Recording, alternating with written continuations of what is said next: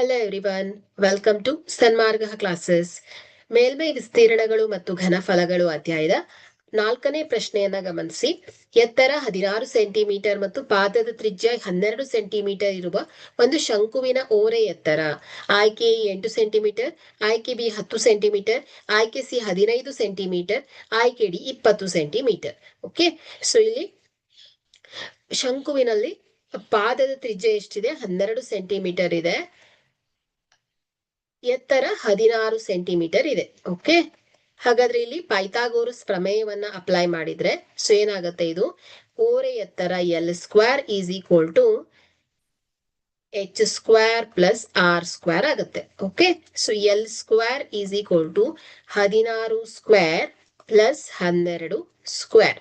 So L square is equal to 16 square 256 plus 144. ಸೊ L square is equal ಟು 256 plus 144 ಏನ್ ಹೇಳಿ? 400. So L is equal to square root of 400.